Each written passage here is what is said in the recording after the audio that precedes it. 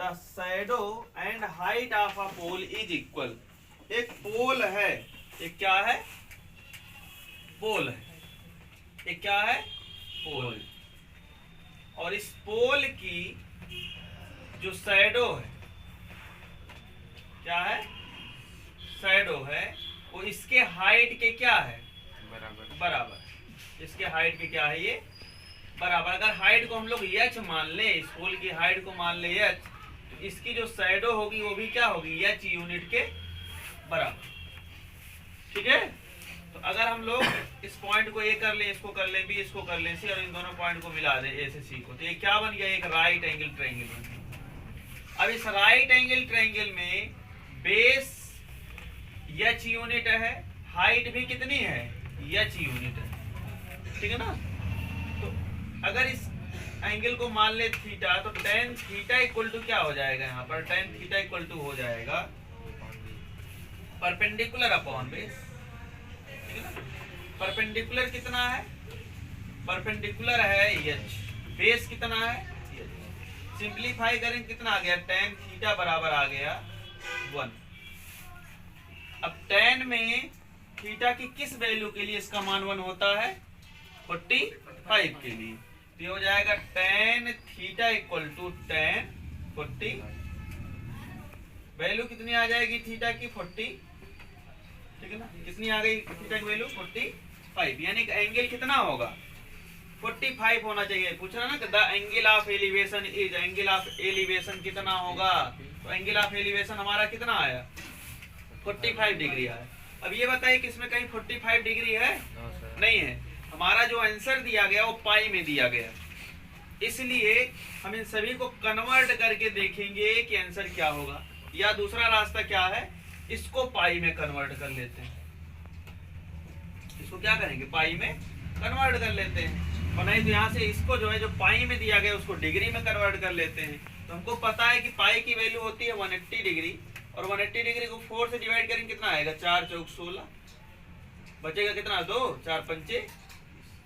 तो pi by 4 क्या होगा, इसका करेक्ट ऑप्शन होगा, क्योंकि पाई बाई 4 की वैल्यू कितनी होगी, 45 डिग्री के बराबर। ठीक है ना। पाई की वैल्यू कितनी होती है, 180 डिग्री होती है, उसके सिमिलर होती है, उसके बराबर होती है। तो पाई की वैल्यू अगर 180 डिग्री और 180 को 4 से डिवाइड करेंगे तो आंसर कितना आ जाएगा, 45 डिग्री आ जाएगा। यहाँ पर देखिए, तो हमारा जो एंगल ऑफ एलिवेशन थीटा का मान निकला है वो कितने के बराबर होगा, पाई बाई 4 के बराबर होगा।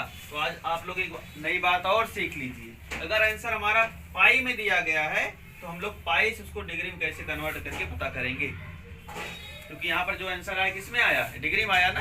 और यहाँ पर आंसर किसमें दिया गया, पाई में दिया गया है। तो अगर हमको पाई में बदलना नहीं आ रहा है तो हमारा आंसर क्या हो जाएगा, निकाई बाई 4।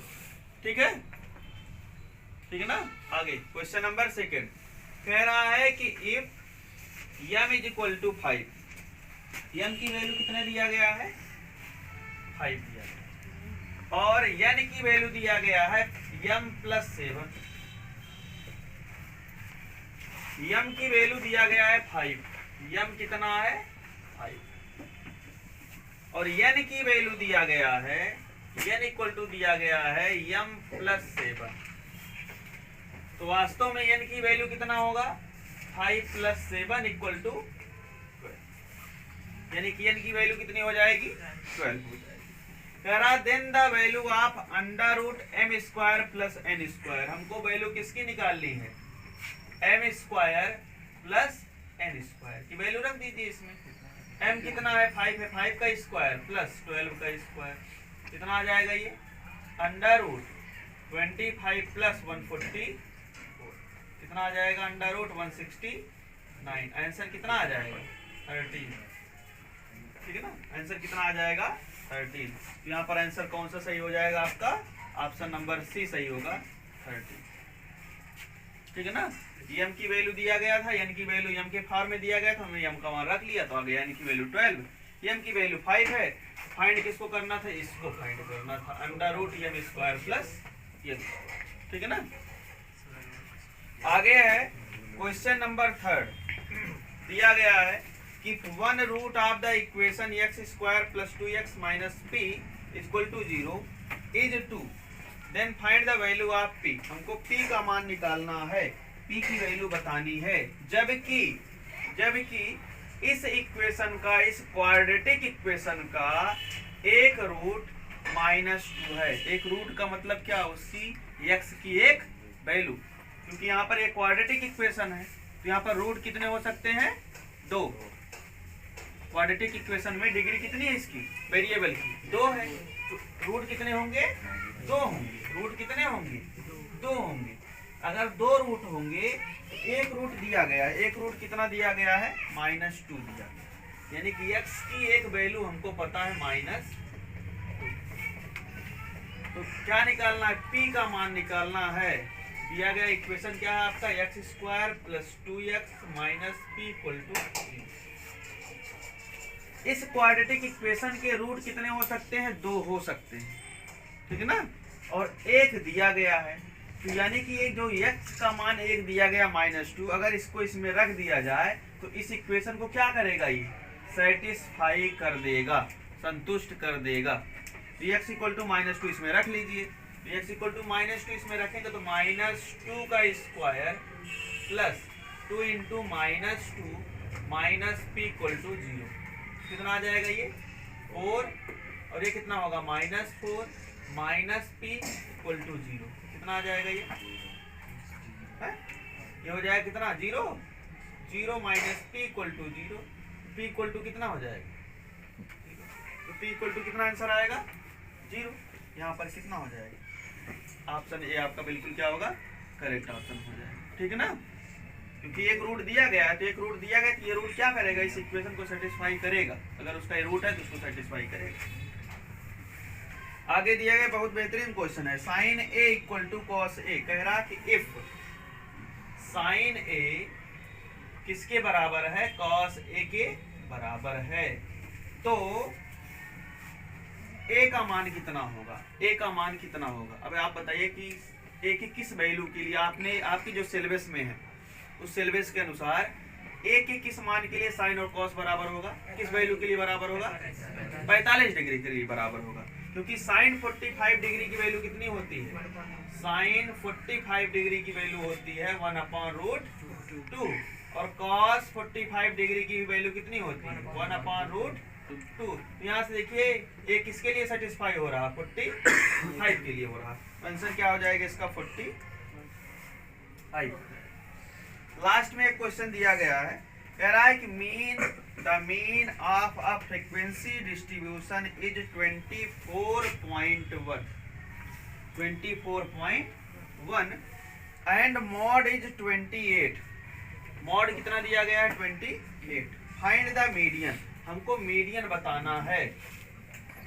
तो हम लोगों ने इस टाइप के कई क्वेश्चन किए हैं कि मीन मॉड मीडियन में रिलेशन क्या होता है, उस रिलेशन के अनुसार इसको हम लोग सॉल्व करेंगे। सबसे पहले जो दिया गया मीन दिया गया, मीन कितना दिया गया भैया 24.1। मॉड दिया गया, मॉड कितना दिया गया है 28। क्या पूछा है, मीडियन पूछा है। हमको ये बताइए कि मीन मॉड मीडियन में रिलेशन क्या होता है, mod equals to 3 median minus 2 mode is equal to 3 median -2 mean, ठीक है ना।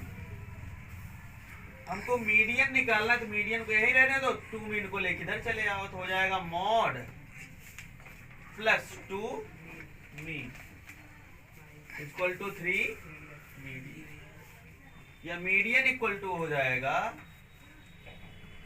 मीडियन इक्वल टू हो जाएगा मॉड +2 मीन अपॉन 3, ठीक है ना। अब इसमें सारी वैल्यू रख दो, इसमें क्या करो सारी वैल्यू रख दो। मॉड कितना है 28 है, +2 मीन, 2 × मीन कितना है 24.1 है, अपॉन 3, तो हो जाएगा 28 प्लस 2 × 1 = 2, 2 × 4 = 8, 2 × 2 = 4 अपॉन 3। इन तीनों को ऐड करो दोनों को, ये हो जाएगा 0.2। अब 8 8 16 6 हासिल कितना हुआ 1 4 2 6 1 7 बटा 3 कैंसिल होगा ना, ये 3 से डिवाइड किए 3 दुआई 6 बचेगा 1, 3 बचे 15, फिर पॉइंट लगाएंगे, फिर 3 चौका 25.4। 25.4 कहाँ है, यहाँ। तो ऑप्शन नंबर सी आपका क्या होगा, बिल्कुल करेक्ट ऑप्शन हो जाएगा। ठीक है ना।